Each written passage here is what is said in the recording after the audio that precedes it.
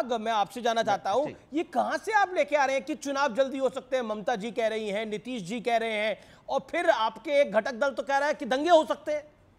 कहां से लेके आ रहे हैं सारी थ्योरियां आप लोग?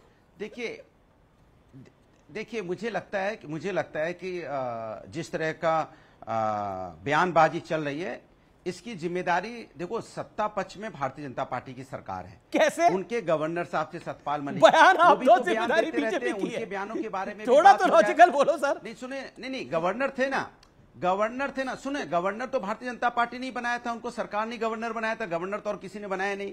उनके जो बयान आते हैं मुझे लगता है उस पर भी चर्चा हो जाए तो ज्यादा अच्छा है। एक बात, दूसरी बात देखिए किस तरह सुन तो लीजिए, किस तरह से हम मुद्दों से देखो भटकाने की बात कर रहे हैं।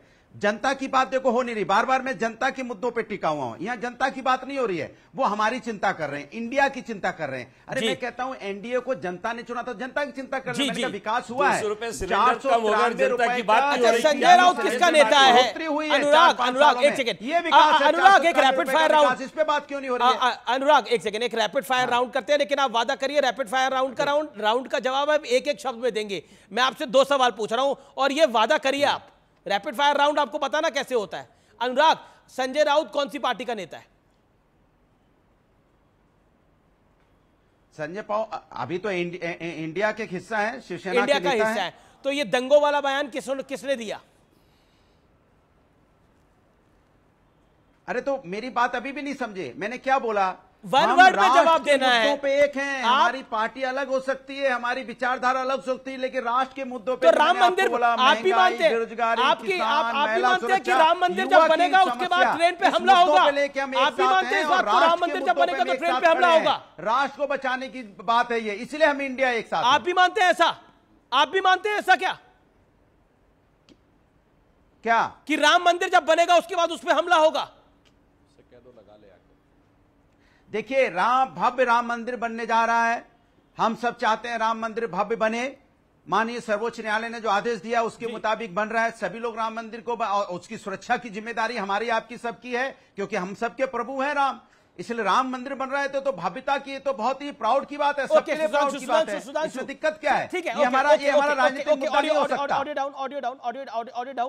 डाउन। सुधांशु, संजय राउत इनके गठबंधन के नेता है, लेकिन उन्होंने जो बयान दिया है वो एक बयान हो सकता है, एक जिसे कहते हैं एक हेडलाइन मैनेजमेंट हो सकता है, लेकिन पॉइंट ये है कि इंडिया के गठबंधन की वजह से दबाव तो आप पे भी दिख रहा है, क्योंकि उनकी तीसरी बैठक होने जा रही है। देखिए अभी मुझे कितनी इस तीखी डिबेट में भी सुखद अनुभूति हुई। जैसे अनुराग भदौरिया जी ने कहा कि राम मंदिर बन रहा है तो प्राउड का विषय है। मुझे याद आता है 1993 में मुलायम सिंह जी ने कहा था और कांग्रेस के नरसिम्हा राव जी ने कहा था कि हम तथाकथित बाबरी मस्जिद दोबारा बनवाएंगे। तब यह नारा लगा था, जब सपा बसपा कांग्रेस आई, सारे मौसेरे भाइयों ने मिलके सरकार बना ली थी यूपी में, तो नारा लगा था मिले मुलायम काशी राम, हवा में उड़ गए जय श्री राम। और उस समय हमारी एक नेत्री ने कहा था कि नारा इसलिए लग रहा है कि समाज ने एकता और शक्ति में कमी रह गई है, जिस दिन वास्तविक एकता और शक्ति दिखेगी उस दिन क्या मुलायम क्या काशीराम, सारे बोलेंगे जय श्री राम। और आज दिख गया।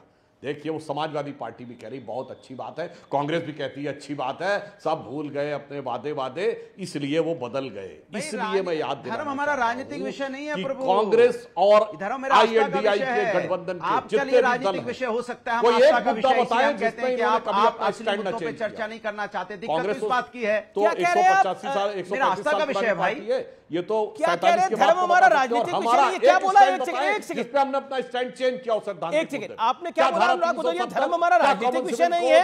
क्या राम मंदिर? आप अपनी पार्टी का इतिहास पढ़िए, आपकी पार्टी ने जो सरकारें चलाई है उसका। एक second Sudhanshu, one second. Mulayam Singh Yadav ने floor of the house UP विधानसभा में बोला था कि हम मस्जिद बनवाएंगे। पीवी नरसिंह राव ने संसद में बोला। देखिए सवाल ये है, सवाल ये है, आपका धार्मिक इशू नहीं है, धार्मिक इशू नहीं है, सदन के अंदर आपके नेता ने, लेकिन वो विषय नहीं है। मल्लिकार्जुन खड़गे ने बोला है कि चुनावी रेवड़ियां बांट रहे हैं मोदी, नरेंद्र मोदी चुनाव से पहले। जवाब, एनडीए के साथी जो इनके हैं उन्होंने बोला कि मोदी जी का धन्यवाद करना चाहिए, ऊंट के मुंह में जीरा दे दिया, हम उनका धन्यवाद करें।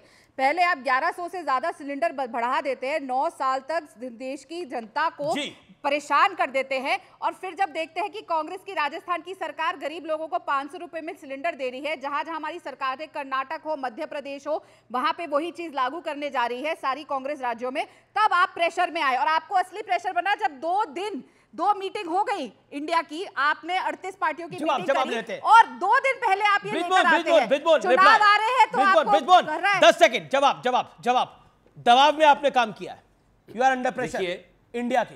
मैं कहता हूं कि INDIA को तो सबसे पहले आदरणीय संजय राउत जी को बाहर कर देना चाहिए जी।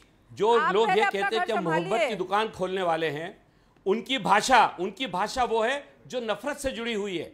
आप बताइए, जब भव्य हिंदू, जब राम मंदिर बनेगा तो उस पर पथराव करने की बात का मतलब क्या होता है?